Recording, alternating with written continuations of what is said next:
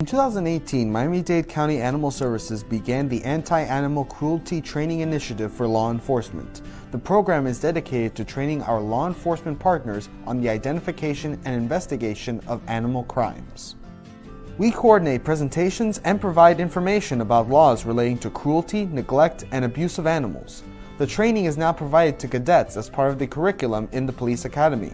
To date, more than 1,500 officers have been provided with this important training. Officers are also trained regarding pet care requirements and on the link between domestic violence, child neglect, elder abuse, and animal cruelty.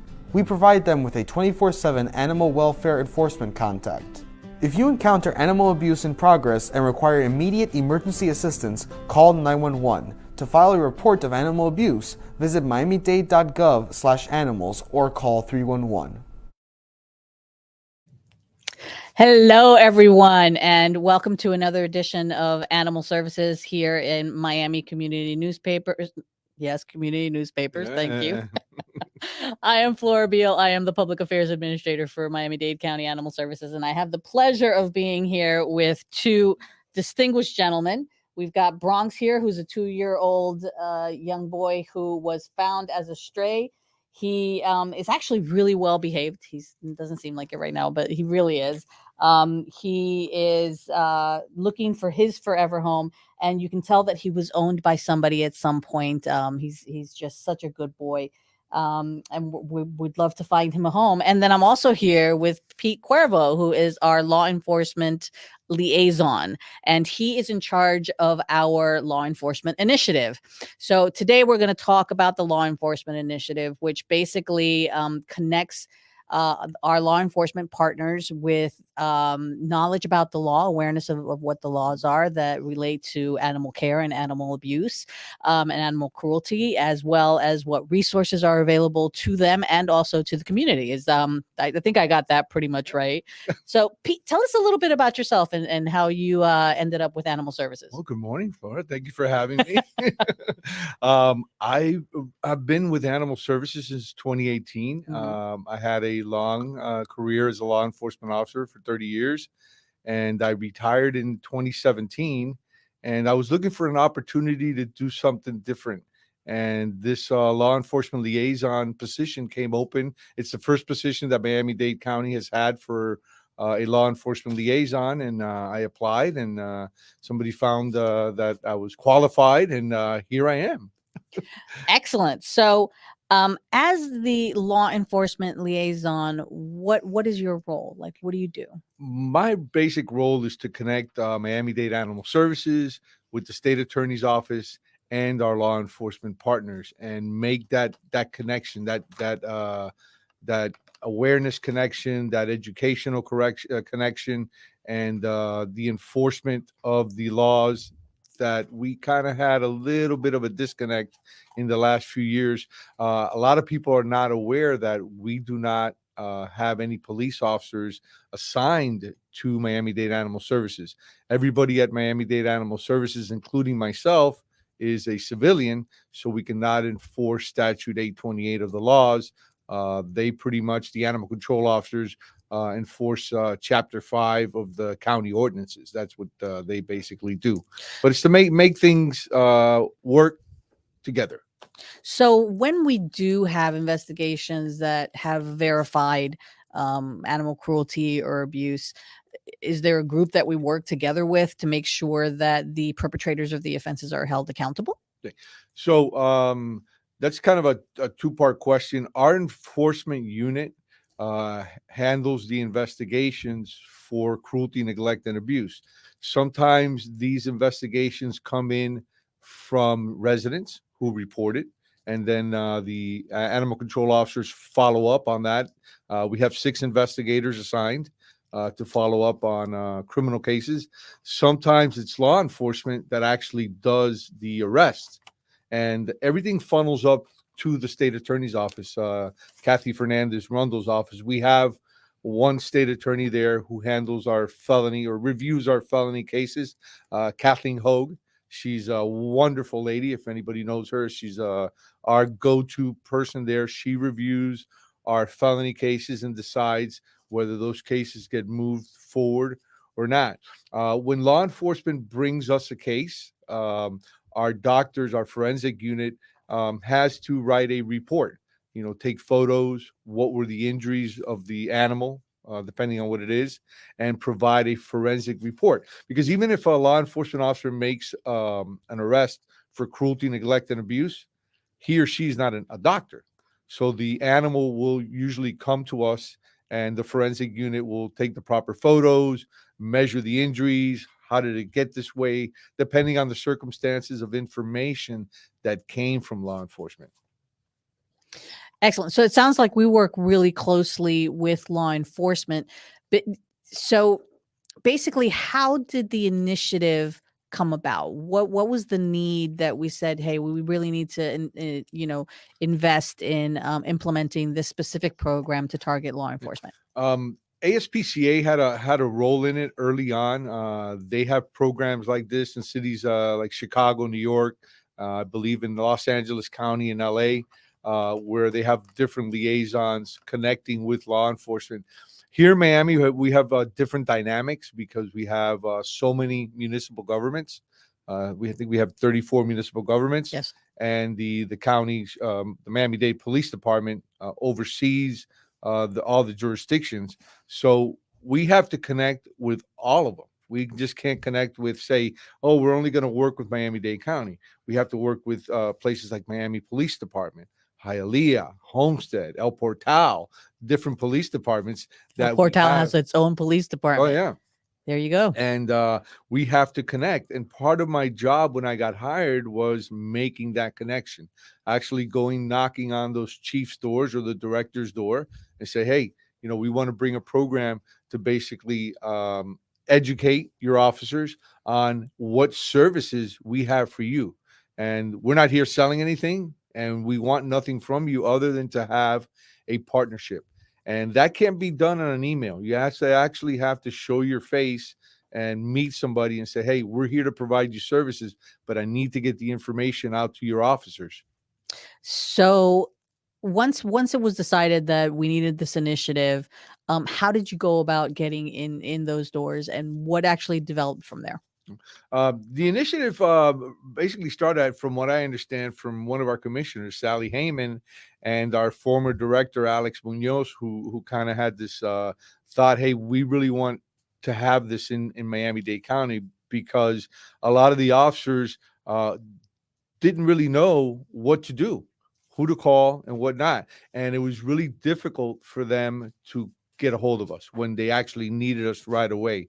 So when I got hired, I said, hey, we already have a law enforcement phone number, but usually the police dispatchers are the ones who have that phone number. The officers have no access to that number. I said, we need to give them that number. And there wasn't any pushback. They said, let's do it. And we have to get that number out to them. It's a 24-hour hotline for law enforcement. A human being, which is strange nowadays, picks up the phone 24 hours a day and knows that it's a law enforcement officer calling in because they need service. And if they need service, we need to provide them service. The second part of the initiative that I felt was needed was a secondary way of connecting with us, not just a phone number. Phone number is more for, hey, I need you now because I have an injured animal. We have an eviction that the animals have been abandoned. We've stumbled on some really cruel conditions. Can you guys come out? Those type of situations. But we also needed a secondary, and the secondary came in the form of an email. And a lot of people say, well, an email, people don't get emails. They may see them 3 or 4 hours from now. And I made it a point where even our assistant director, Kathleen Labrada, is on this email chain. So there's 3 investigators, her investigators, herself, and myself. 5 people will get an email. And that phone number and that email is being currently given out to law enforcement as we speak, for them to use to be able to get a hold of us and get services. So if they have like a basic question on available resources for something that they've come across, or a basic question on the law or statutes or county code, they can send it to that email, and it's a good way to not tie up the phone system, but also get an answer to whatever questions they have. Correct. The email is for everything. If you're having a kitty problem and your HOA and the police keep on getting calls about stray cats, that email can be used. It's a way for them to use their resources, which is one of our target areas is cats. Cats, feral cats. We have big programs with cats, and the officers can also use that email for stray dogs. I always tell the officers, listen, if the dog is going to run from you, he's going to run from us. Right. We have no magic powers on corralling dogs. Right. So what I tell the officers is, look, use the email, take a picture of the animal, maybe try to narrow down what block he belongs on or whose house he belongs in, and send us that information so our animal control officers can follow up, knock on that door and say, hey, your dog keeps on getting out every day. We have to keep on responding. Because when officers get tied up on calls like that, let's say your officer is tied up on that call and a real emergency call comes in, heart attack, car accident, anything like that, that officer is tied up on that call. So he or she has to be able to clear that call. If we're already en route and they've made contact with us, we can facilitate providing them services. And one thing that the phone number does is when it's used and the officer leaves his or her cell phone number, the animal control officers, we change our procedures that they have to call that phone number back. So that makes that connection with the policeman or policewoman or the firefighter. Hey, we're coming. It's going to take us 30 minutes to get there or 20 minutes or whatever the case may be, but at least that connection is made by the use of the phone number. In the past, the dispatcher kind of got in the way, and when animal control is calling back dispatchers are handling calls all over the county. Right. And they are so busy that it's hard for them to keep track of the animal calls, and it doesn't happen every day, but we want to be able to facilitate a good response and good communication with our law enforcement partners. So I know that one of the main aspects here is the education, the actual training and informing law enforcement officers of what the laws is, how to identify situations of potential or possible cruelty or abuse to animals, etc. So what are some of the steps that you've taken to kind of implement some of those trainings and education? My priority when I got hired was getting into the police academy, which is not an easy feat. And there's 2 police academies that are currently going on in Miami-Dade County that officers have already been hired to enter a police force. Miami-Dade Training Bureau only trains their people, Miami-Dade County, and then City of Miami College trains the municipalities that participate with City of Miami. So I went to Chief Morales at the City of Miami. Great guy. He opened his heart. He opened his arms. He said, yes, I want you to come and teach a 2-hour block on cruelty, neglect, and abuse. And we did the same thing at Miami-Dade County. And Director Ramirez said, yeah, we want you to come. And basically at the county, we are currently teaching a 1-hour block just on the law, Statute 828. So just what the law is. What the law is and what the law says. And we give them different scenarios on how to apply the law based on that 1-hour block. I'm not going to get crazy over into it. Then I come back and give them a 2-hour block on cruelty, neglect, and abuse. And other things. We talk about service animals. We talk about animals at large. We talk about domestic, elderly abuse, child abuse. So it incorporates a lot of basic things. You got to understand, just like when we were all younger, we entered a job, we were like sponges, that receiving information.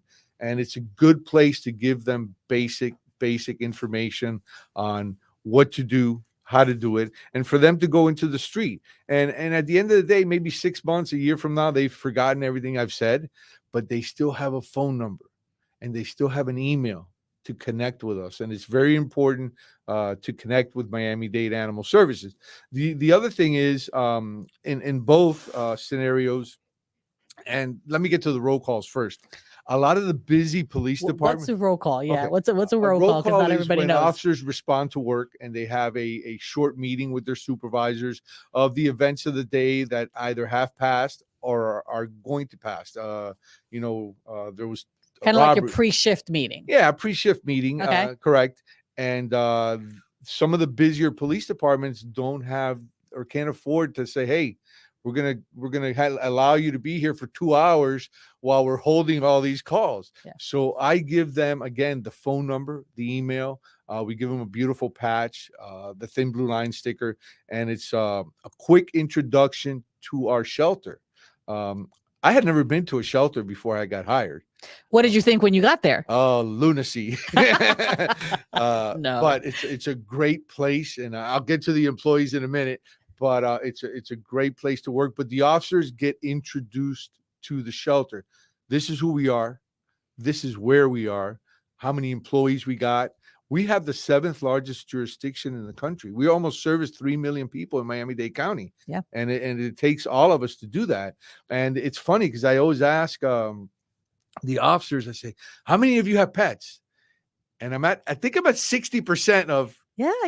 And then I ask, how many have cats? And they're a little bit more reluctant to admit. but they, they are animal people. And at the end of the day, you just need one. You just need one to really give you that power, that attention. But they're very receptive. The officers are very receptive.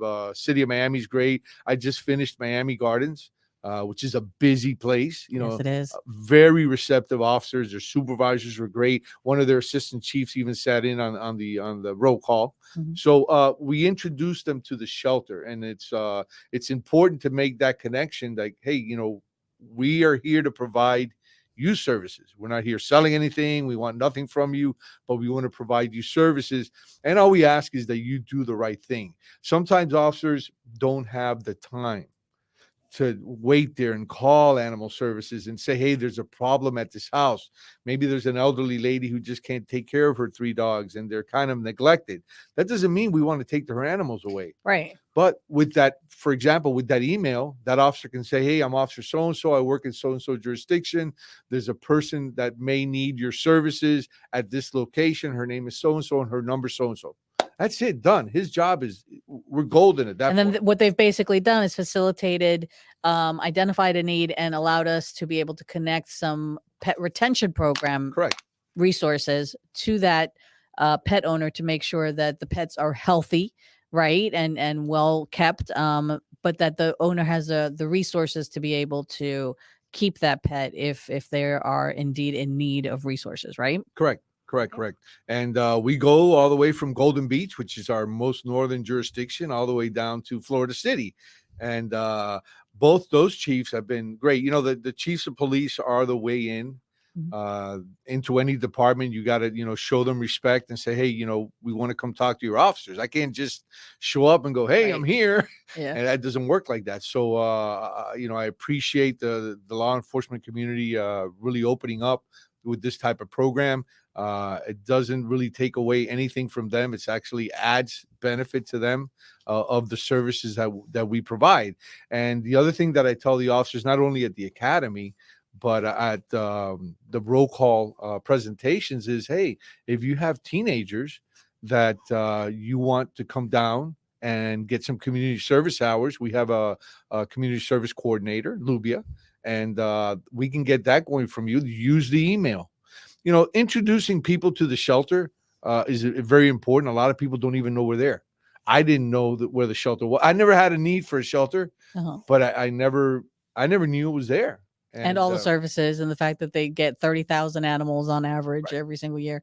But it's interesting because you say that you also have like a backdoor tour. Tell us a little bit about the backdoor tour. With the officers have taken advantage of this. I say, hey, send me an email. You want to come down? come down with your squad. I had the City of Miami Canine come down the other day. Yeah, it was pretty cool because those are actually canine people, who deal with their dogs every day.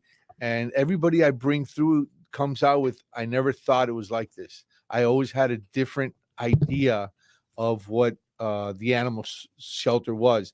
And our kennel staff is brilliant.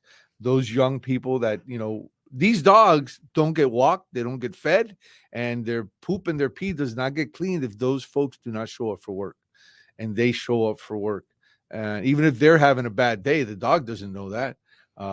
They really don't know, but they get an experience of, I'll take them through the back, through intake, when they come down, the policemen, or even some of our, like Doral this summer and last summer, we had different groups from different police departments that bring in their Explorer programs or their police athletic leagues. These young people come in, 14, 15 years old. They've never been exposed to this. They can actually see some of the surgeries when the doctors are operating.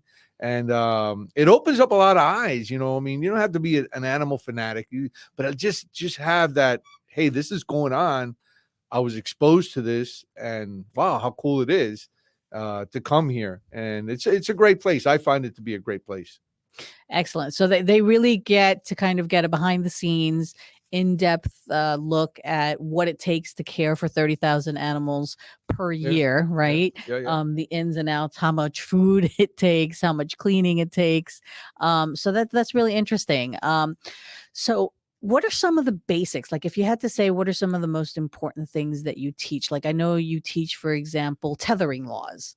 Yes, That a lot tethering, of people don't know about. tethering's a no-no. Right. There's 4 basic things that an animal needs: shelter, Mhm. clean water, Mhm. wholesome food, and vet care. It's 4 basic things that any animal needs, whether you're a horse, a cow, or a dog. There's just basic things, and they get exposed to this.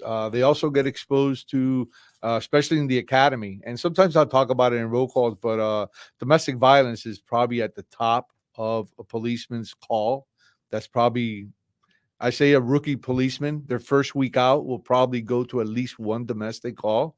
And when their animals are involved, I tell the officers, listen, you're going to have 2 parties arguing, and that's why you responded to.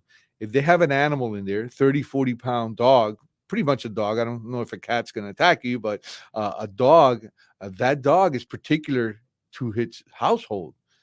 Have the family put the dog away.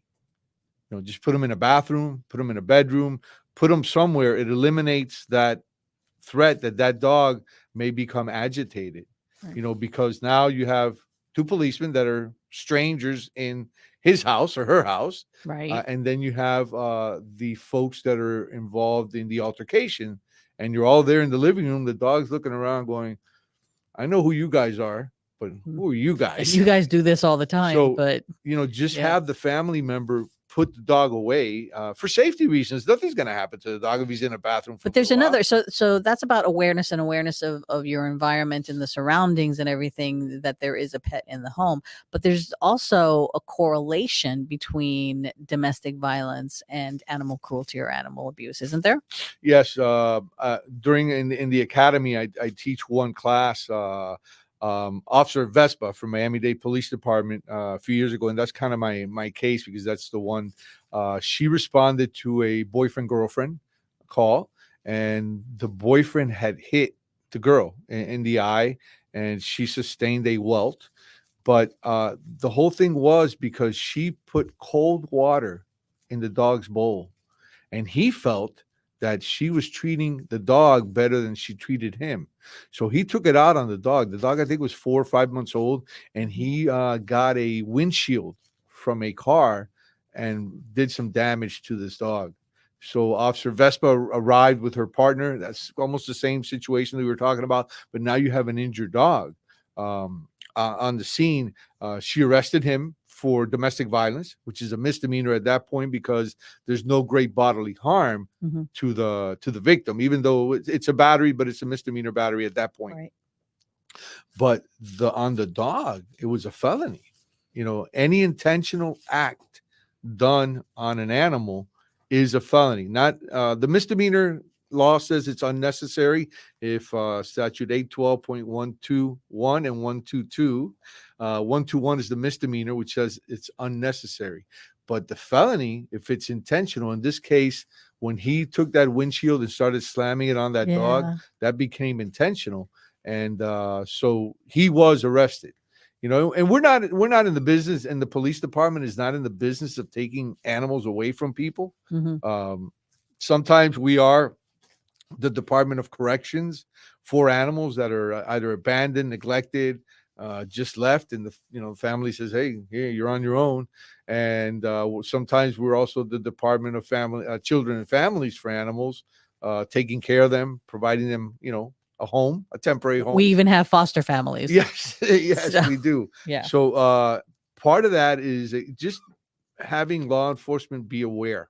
The awareness, and we've gotten a lot of feedback, positive feedback from the law enforcement community. Thank you for coming out. We didn't know a lot of these things. We appreciate it. We've North Miami, I saw one of the North Miami officers the other day at the University of Miami football game, and I go, "Hey, did you ever get your cats trapped and spayed and neutered?" She goes, "Oh yeah, they came out, thank you." And it was the cats that belonged to the station, that live around the police station. So they have their own little family of cats that live and they take care of them and they feed them. We did the same thing for the Miami-Dade Training Bureau. The feral cats are feral cats. They're going to be out there. And we have a lot of cat lovers. And I always tell the cops, listen, cats are very political. So take care of your cat. They're very territorial. Yeah. So, and a lot of, surprising to me, a lot of officers do not know what spay or neuter is. So part of the handouts is a handout on spay and neuter, why it's important, controlling populations, things like that. I also show them a picture of the cat with the tipped ear. Yes. To identify that it has been spayed or neutered. And, that cat is now unable to reproduce, adding to the, a larger cat population. Same thing with dogs. All our dogs are fixed as they go out for adoption, and it keeps them from reproducing. But you have a county almost of 3 million people, and let's say 60% have animals, either a cat, a dog, a bird, or something. People love animals here in South Florida. We got the right weather for it. The boaters, you go out on the bay sometimes and you see the boaters and the head pops up and it's their dog or one or two dogs, and they take them out. So people take their dogs to a lot of places. So speaking of spay neutered, this little beauty down here, Bronx, who again is a 2-year-old dog who is looking for his forever family. He was brought in as a stray. As you can tell, he's very, very well behaved. He loves toys, he loves treats, and he's looking for his forever family, as are about another almost 500 pets that are at the shelter. So just to remind the community that we're there, we're open 7 days a week. All of our pets do come with age appropriate vaccines. They come spayed or neutered, and they are available for adoption. $85 for puppies, $65 for adult dogs like Bronx here. Hi, Bronx. And he's already tearing apart that little toy. He has destroyed it. But he loves his toys. And $35 for our cats. And again, they also come with their microchip. So just to remind the community to come on down and make sure that you make adoption your only option. We have been here with Pete Cuervo, who is our law enforcement liaison for our law enforcement initiative. Thank you so much for joining us today. I hope that you learned a little something. I know I learned a little something. And if you're interested in getting a new best friend, I think Bronx is an excellent option. Especially I think he just makes such a great family dog. He's so mellow, he's so calm. But he's the best of both worlds because he's energetic and he loves to play with other dogs in the play groups. But when it comes to chilling, he can chill too. So he's a great pup, and he's very treat motivated, which means that he'll be very easy to train. Thank you again for joining us, and check us out next time. We'll be talking about some of the other initiatives at Miami-Dade County Animal Services.